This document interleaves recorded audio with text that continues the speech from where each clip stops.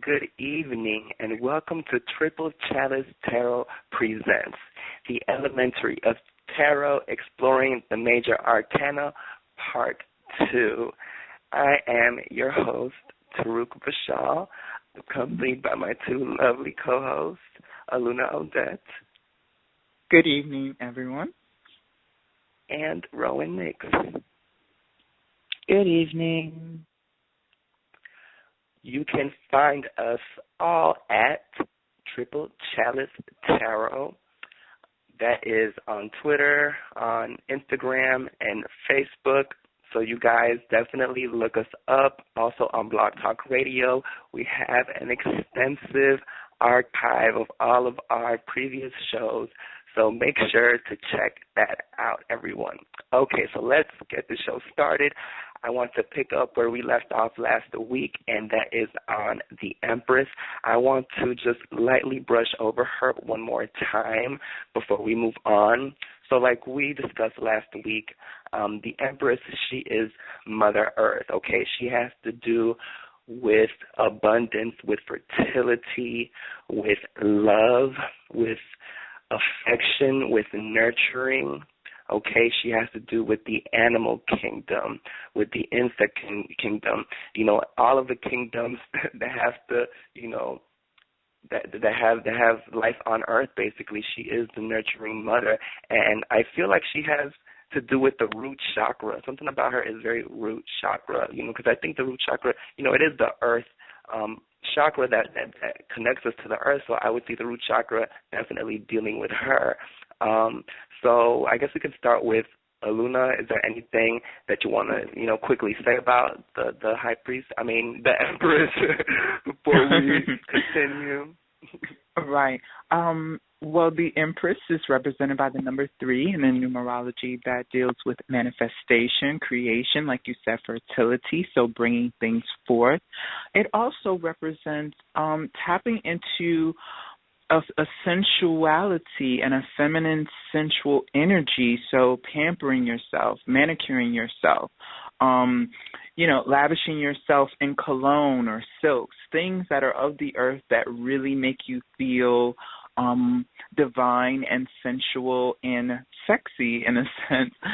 In a way, she's definitely represented by that that earthly mother, like you said, just that divine carnation, that sort of, the anima is what the word is. The anima is what they use to refer to her. So that's what I see. Mm-hmm. Okay, Rowan, what do you want to input on the Empress? Well, the Empress really is the paradigm of femininity. She does represent the Mother Earth figure, the fertility, the sensuality of it. She's also ruled by the planet Venus. And I believe in the Rider-Waite deck, there's even the symbol of Venus that's down by her feet as well. Yes, naturally, absolutely. Venus rules over Taurus, and Taurus is all about sensuality and earthly delights and pleasures, and also about domesticity. It's all about feeding yourself, making sure your body is fed, that you have comfortable clothing, etc. Yes, not only feeding yourself, but feeding them kids, you know what I'm saying? Feeding those children, because she is that pregnant mother. So now let's discuss the reversal of her. Now the reversal, I see this as a menopausal woman. You know, she can no longer give birth. She is barren, okay? That womb is dry, okay? I see this as a woman, or anybody really, Empress feminine energy, who is not in alignment with her cosmic femininity. This is somebody who, you know, needs a realignment to you know, connect herself once again and see that root chakra knot. You gotta to heal that. You have to do some grounding work and connect back with the earth and connect your roots, which is, you know, for a lot of menopausal women, you know, their vaginas. Okay, connect that back to the earth.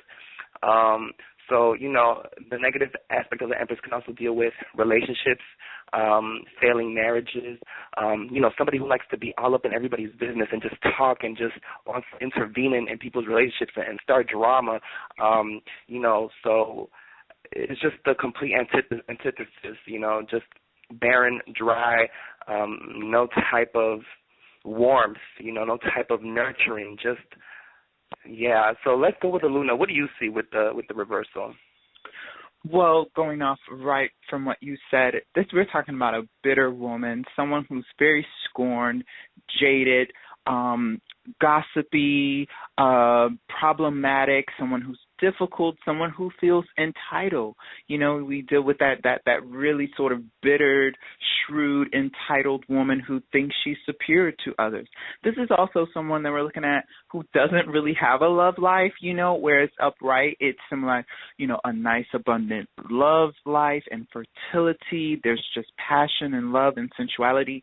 On the reversal, we're not seeing this at all. She's cold, she's jaded, and this could be male as well. Also, on a material level, this is someone who lacks the want or the desire to manicure themselves, because we're talking about, you know, lavishment and, you know, a sensualness. So that energy is just gone, and this person has no desire to clean themselves up, no desire to sort of dress nice, look nice, and, you know, be presentable. This person is just kind of over it and dry, sort of barren. So, yeah, that's what I see in the reversal. Rowan, what do you see? I mean, y'all pretty much killed it. I will say that, like Aluna said, there's definitely a sense of bitterness to this card. There's a sense of, you know, this once proud and great woman sort of resorting to, like, those cheap and petty tricks. And it's definitely a petty card. So if you think about, let's say, the negative aspects of a Taurus, this is somebody that gets involved in little fights too quickly, that definitely wants to have things their way, does not listen to others, does not play well with others. It's their way or the highway. So that's very much the reversal of the Empress as well. Like the name accurately states, you know, she is a leader, but she's also the dictator as well, you know, and you don't cross her kind of a thing. Wow. Okay, alrighty. So I guess we can move on to the next card, which is the Emperor, okay? Now, when we look at the Emperor, he is the father figure. He is the opposite or the complementary card of the Empress. Okay, so the Emperor. Now, he has to do with authority, okay? This is somebody who knows their ish, who knows their stuff, somebody who is a responsible person, a responsible man, okay? He is in charge. He is the leader. This has to do with experience, you know, being an experienced person, okay, an elder. You've been doing this for a while, you know. The Emperor is also somebody who has control, who knows how to control themselves. You know, if they get angry, they know how to control that anger. They know how to maybe transmute it into something else, you know. This card, it's also about having moral strength, you know, about being that person that people look up to, okay, being a moral character. He is somebody who is a defender. You know, he creates structure. He creates law and order. Okay, he is a leader. Okay, he has that status and recognition. So I want to go to, let's switch it up. Let's go to Rowan first. Rowan, what do you see with the Emperor card? Well, the Emperor is one of my most favorite of the major arcana, probably also one of my least favorite. I have a very love-hate relationship with it. Being an Aquarius, this is kind of like my antithesis, but it is definitely the qualities that I look for in somebody. And that is that the Emperor is very driven, very impulsive, very energetic. It's very much their way or the highway. There's somebody that's a natural leader, so this can indicate a time in your life where you need to take on those very Martian energies of war and dominance and authority, etc. Or it can mean that you need to pull back as well, depending on what your sun sign is. I believe the Emperor is ruled by Mars, which is, again, ruled over Aries as well. And as if it was embodied in a person, for those of us that watch Game of Thrones in the audience, this would be represented by Khal Drogo, like the warlord from season 1. So this is a very warlike, authoritative, very vicious sign, and a very vicious card as well. So it definitely speaks of watching yourself because you're very much in the realm of someone else's authority, for sure. Wow. Okay. All right. Luna, so what do you see? With the Emperor upright, I see someone who is very calculative, someone who lives life and business, whatever decisions that they're making, they're very structured and calculative tactics, stratagem, battle strategy. They're very competitive. This is a very competitive energy, someone who wants to reign through superiority. So they do well in leadership positions. They don't really take orders well from others. This is also represented as the patriarch, the head of the household, the one who's upholding the dynasty, keeping, the emperor's, he's not like a king because the kings, they have their domain, but the emperor, he is the conqueror. He is constantly expanding. He's constantly looking for new territory. And that can be he can rule with an iron fist. He can have a total lack of empathy, which we'll see in the reversal. And which is why he needs the empress by his side, where she can be more of the love and the sort of the worship for her divine beauty, where he is worshipped out of fear, almost out of fear and just respect, and just you don't want to cross him because he's ruling with that iron fist. Also, what's interesting to note in the symbology of the card is that he has the world in his hand. He also has the Ankh, which is represented to speak about life and spirituality. So, he's one who's constantly planning on his expansion and how to improve his reign.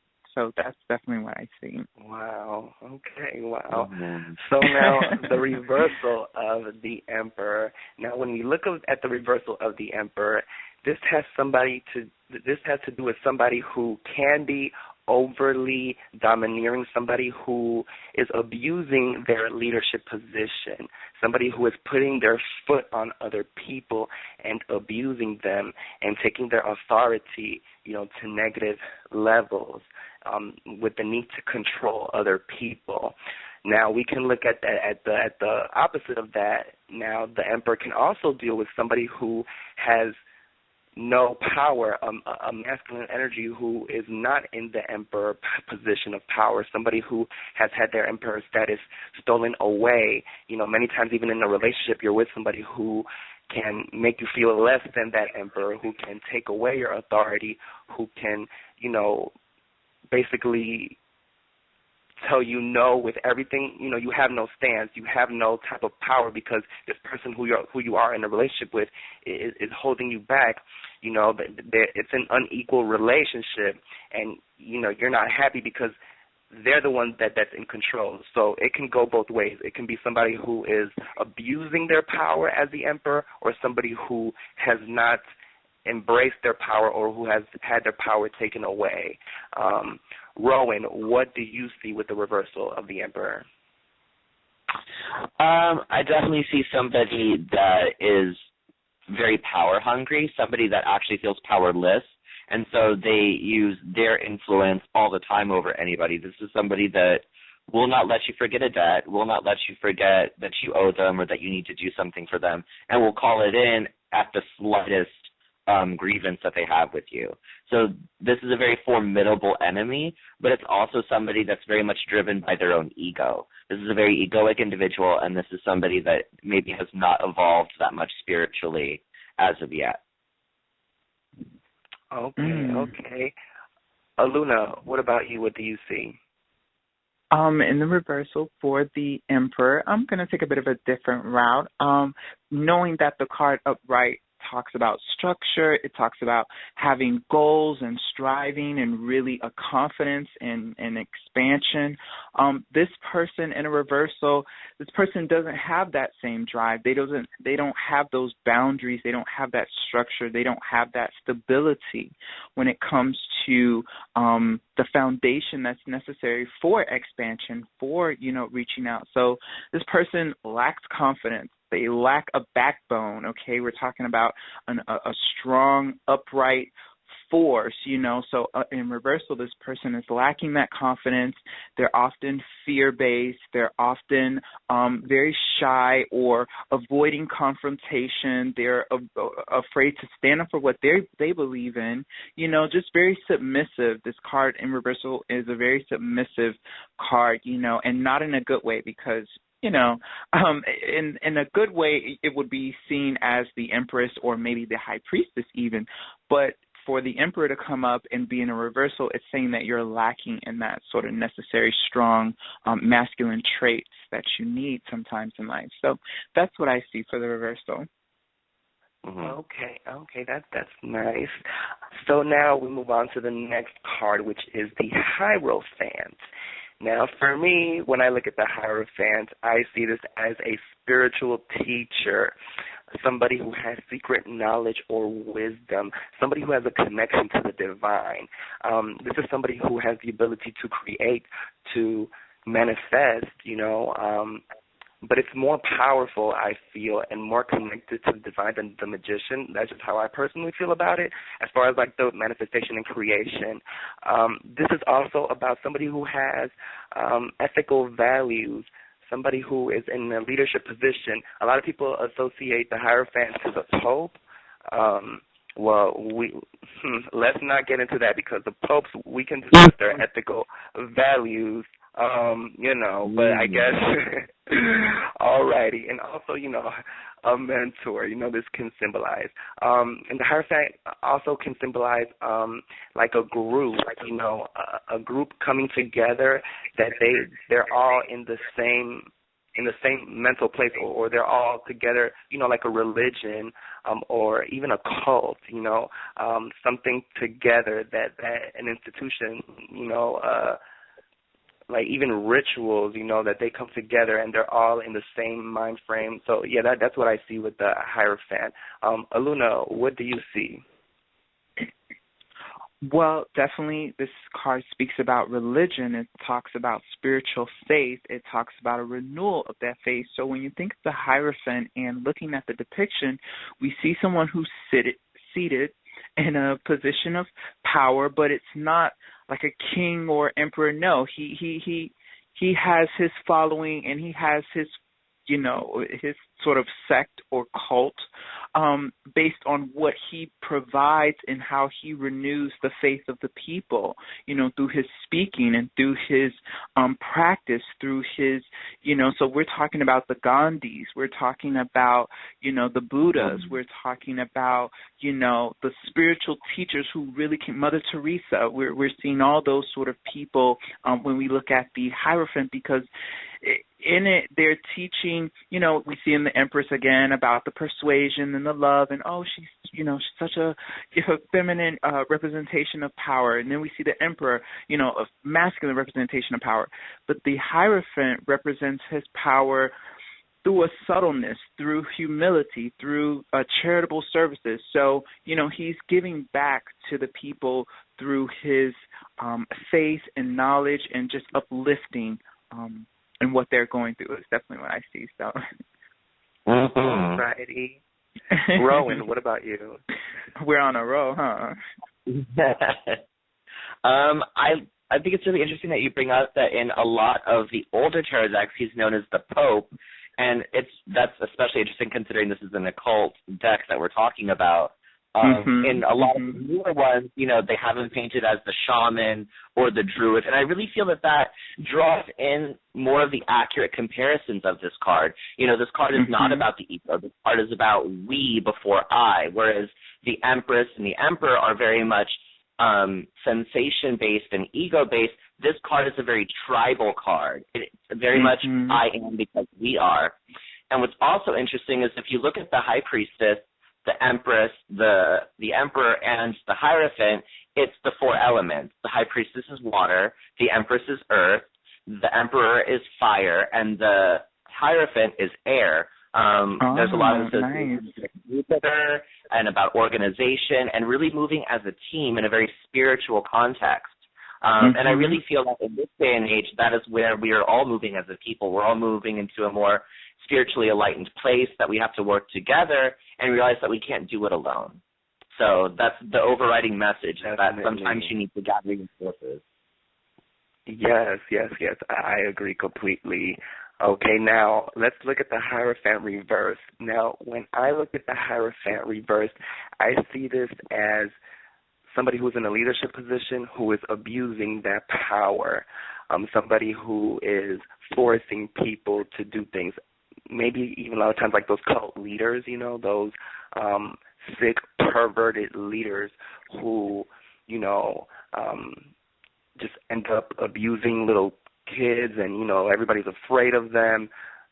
That's what I see in one aspect, but I can also see this in another aspect as the person in that situation where you wake up and you realize, wait a minute, this isn't for me.